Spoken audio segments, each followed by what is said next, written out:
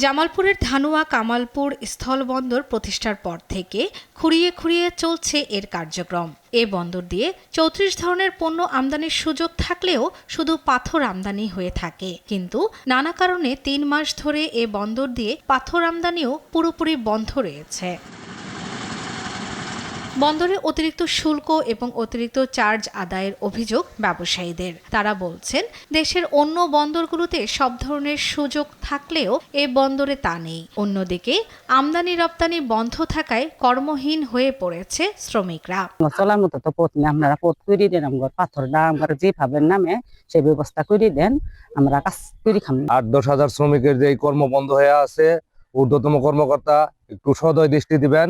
আমরা যারা এখানে কর্মরত আছি, আমরা যাতে এখানে এই কর্মটা আবার ফিরিয়ে পাই। কুগাঁও যে সমস্ত বন্দর ব্যতীত অন্যান্য খোলা বন্দরগুলো আছে, এই বন্দরগুলোর কস্টিং আমাদের থেকে 15 থেকে 20 টাকা বেশি পড়ে যায়। ব্যবসায়ী লাভবান হয়, ওখানে বিক্রিও বেশি হয়। আমরা 100 টন এনে আমরা 1 মাস বসে থাকা লাগে, বিক্রি হয় না। এই যে একটা ব্যাপক বৈষম্য, এই বৈষম্য দূরীকরণের জন্য একটা শুধু সরকারের এটি ব্যবস্থা নিতে হবে সরকারের। নিয়মিত আমদানি না থাকায় অনেক ব্যবসায়ী এখান থেকে মুখ ফিরিয়ে নিয়েছেন।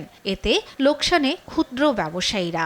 পাথর না আসা পরিপ্রেক্ষিতে আমার যে পার্টিগুলো ছিল, এই পার্টিগুলো বিভিন্ন জায়গা থেকে মাল না ক্লিয়ার না করলে পরে মাল এই জায়গা না থাকলে পরে তাহলে তো বিভিন্ন জায়গায় তারা চলে যায়। ব্যাংক থেকে লোন নিয়ে আমরা ব্যবসা করতে আসি, কিন্তু আসলে দেখা যায় এখানে শুধু কস্টিং না মিলার কারণে আমরা ব্যবসা করতে পারি না। বিভিন্ন সময় আমদানি রপ্তানি বন্ধ থাকার কথা স্বীকার করেছেন স্থলবন্দর রাজস্ব কর্মকর্তা। তবে দ্রুত সমস্যা সমাধানের আশা তার। সুবিধা মনে করবে সেদিকে তাদের পণ্য নিয়ে আসে। তো এই বিবেচনায় অনেক সময় আমাদের যেহেতু এখানে একটু ইন্ডিয়ান সাইডে অবকাঠামোর সমস্যা আছে, সেজন্য হয়তো মাঝে মধ্যে এটা বন্ধ থাকে। তো সামনে যেহেতু আমরা রাস্তাঘাট ঠিক হচ্ছে, আমি শুনেছি ইন্ডিয়ান সাইডে, তো সেহেতু আমাদের সামনে আরও বৃদ্ধি পাবে বলে আমি মনে করছি।